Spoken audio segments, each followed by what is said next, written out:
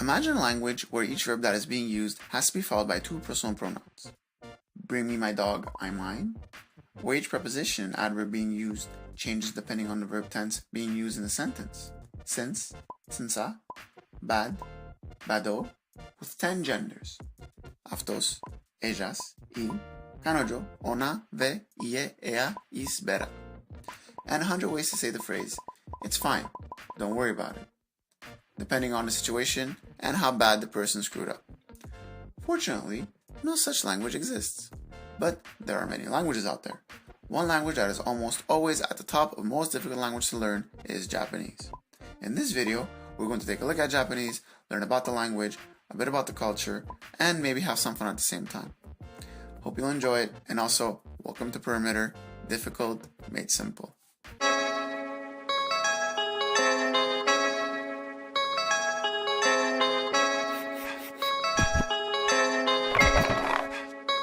If you look at the hardest languages in the world for English speakers, according to the FSI, we have Arabic, Korean, all dialects of Chinese, and Japanese.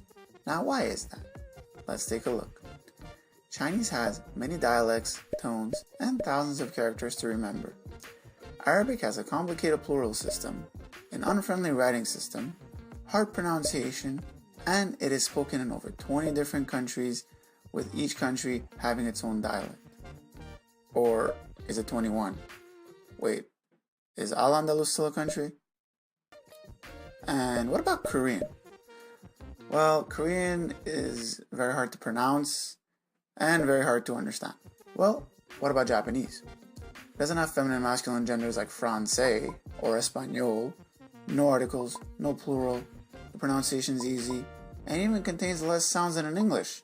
Easy, right? Not really, and I'll show you why. Let's start with everyday simple phrases. It's good. I desu.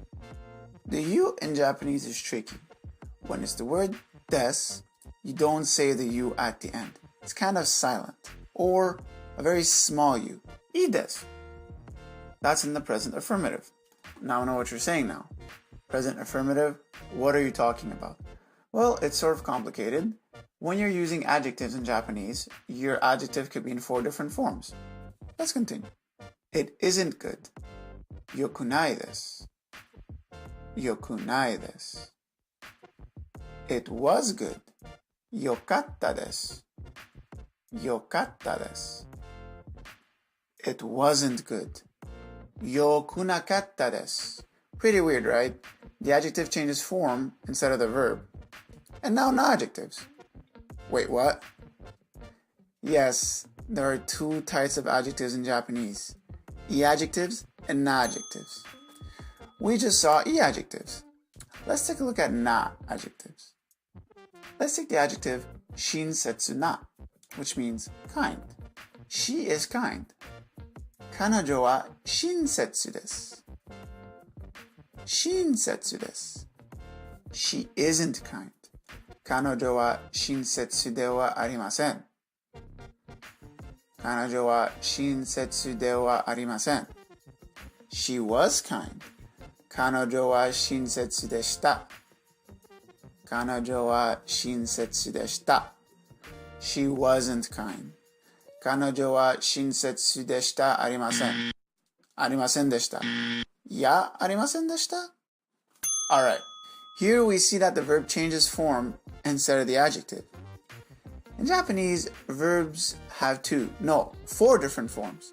Similar to how we saw the E-adjectives, the verb or the adjective could be in standard or polite speech and in the positive or negative form. For non-adjectives, the verb changes, but for E-adjectives, it doesn't.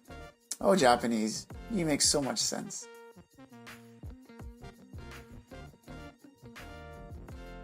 But adjectives are complicated. What about counting things? Maybe you have some apples in front of you. Wait, before we talk apples, silly me, let's count to 10 in Japanese. 1, 2, 3, 4 or 4, 5, 6, 7 or 7, 8,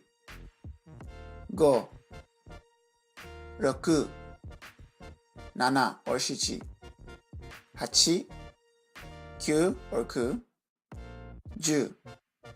10, Now let's get back to our apples. Apple in Japanese is ringo. Ringo. A good way to remember that is that an apple is shaped like a ring. Ringo. Make sure you press on that R. So, with remembering our numbers from 1 to 10, how would you say 3 apples in Japanese? Sanko no ringo. Confusing, right? What are counters? Well, they are syllables that follow the number right before you name the object. There's ko, that is used for small or round objects such as donuts, tomatoes, and eggs. Bon, pon, or pun for long, thin objects such as pencils, flowers, and bottles. Nin, used for people, young or old. There's hiki biki piki, which is used for small animals and insects such as fish, flies, and reptiles. Satsu, which is used only for books. Funny, this here actually means book, but we'll get to that later. There's mai, which can be used for thin, flat objects such as pictures, plates, and paper. There's tsu, which is used as a general purpose counter. This one is used when you aren't sure. There's also one for newspaper, cars, age, weeks, minutes, a couple of dozens more, but you don't need to learn all of them right now. Now I know what you're thinking. Counting things is overrated. Let's spice this video up and talk about verbs. In Japanese, there is no exact translation for the verb to be. There are 3 equivalents. The first one is one we already saw, desu, or da in the standard form. Kono kuruma wa shiroi desu. This car is white. Desu is the most used and most common verb out of the 3. It is used for description and condition. The second one is arimasu, or aru in the standard form. Hon ga isatsu arimasu. There is one book. Arimasu is used for the existence and location of both abstract and inanimate objects. And we also have imasu, or iru, in the standard form. Sakana ga 3 biki imasu. There are 3 fish. Imasu is for the existence and location of both human beings and animals. Isn't this fun? Aren't you having fun? Let's add more gravy to this fun fest and talk about particles. Particles are essential for speaking Japanese. There is topic marker. Watashi wa eigo hanashimasu. I, the topic, speak English. There is a subject marker. Ga. Ongaku ga suki desu ka? Do you like music? Music being the subject. There's no. Possession indicator noun link. Kanojo no kami wa kuroi desu. Her, hair, being possession, is black. Location marker, ni. Kagi wa kuruma no naka ni arimasu. The keys are inside the car, showing a location. There's object marker, wo. Otoko no ko wa hon o yonde imasu. The boy is reading a book. Destination direction marker, e. Karera wa gakko e ikimasu. They go to school, to being the direction. It's temporary and geographical context marker, kara. Uma wa ie kara toku ni imasu.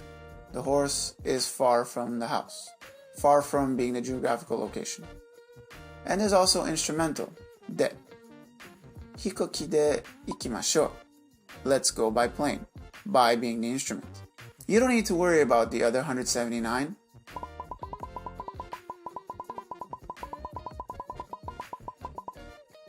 They aren't as popular. This is all getting too complicated. Don't worry about particles. It gets easier from here on out. Actually, no, it doesn't. I haven't even began to talk about Keigo, which is a system of 3 different super polite versions of Japanese. So there's Sonkeigo, Kenjogo, Teinogo.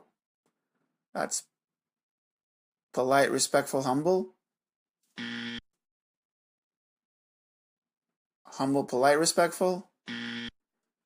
Alright, respectful, polite, no, humble, polite. Wow. And they say Canadians are polite. There's also 4 types of conditionals, 3 verbs to wear, and a word for big sister, small sister, big brother, and small brother. And if you want to talk fun, let's take a break from grammar. Hey everyone, thank you for watching part 1 of my How Hard is Japanese series. Thank you for watching and stay tuned for part 2. Also, don't forget to subscribe and share this with your friends. Take care.